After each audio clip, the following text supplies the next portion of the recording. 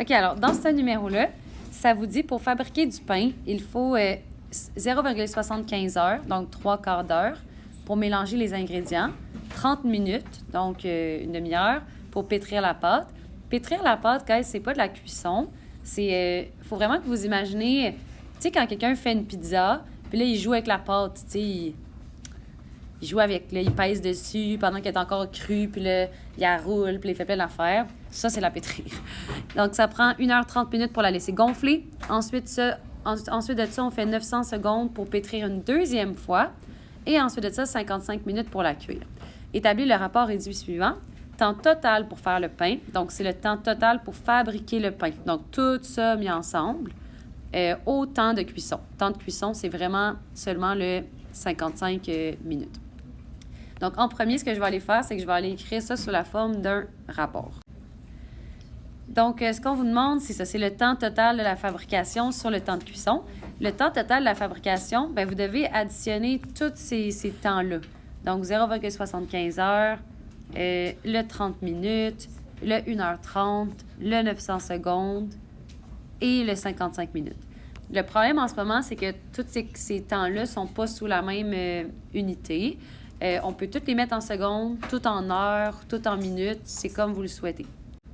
Donc, moi, je vais aller toutes mettre ces temps-là en minutes. Je vais aller le faire directement dans le texte.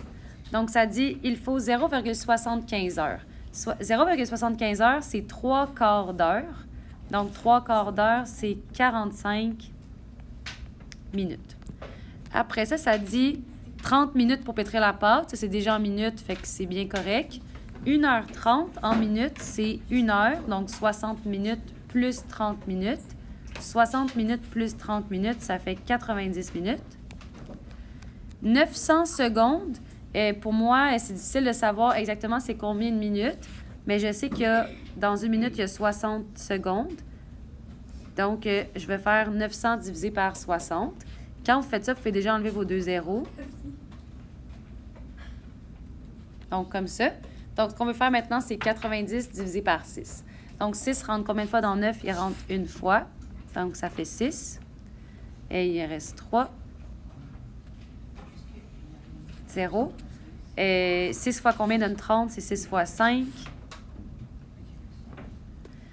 Donc, ça veut dire que 900 secondes, c'est 15 minutes. Et la dernière chose, elle est déjà en minutes.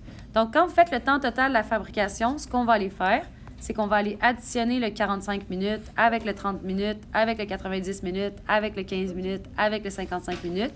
Puis, on va mettre ça sur le 55 minutes. Vous pouvez faire le calcul directement au numérateur.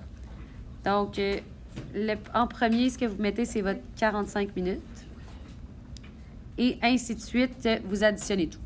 Donc, comme vous voyez ici, ce que j'ai fait, c'est que j'ai vraiment additionné le temps de chacune des étapes, puis je les ai mises en haut, puis voilà. Dans votre démarche, vous auriez pu avoir un titre, puis vous faire une section genre temps total pour la fabrication, arriver à une réponse, à la place d'avoir un calcul à faire au numérateur. Si vous êtes plus à l'aise comme ça ne me dérange pas du tout. Donc maintenant, ce qu'on va faire, c'est qu'on va additionner tous les temps qui sont au numérateur.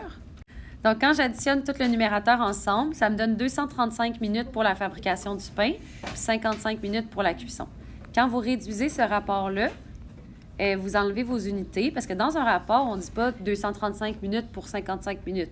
On veut que ça ressemble à genre 2 pour 3, 1 pour 5, 1 pour 7, 2 pour 11, quelque chose dans ce genre-là. Donc, vous enlevez les minutes, puis vous réduisez 235 pour 55. Et finalement, vous arrivez au rapport 47 pour 11 ou 47 pour 11 comme ça ici. Et ça, dans le fond, c'est pas 47 onzièmes, c'est pas une fraction, c'est vraiment un rapport. Ça veut dire qu'à chaque fois que j'ai 47 unités de temps pour la préparation, bien, j'avais 11 minutes pour la cuisson.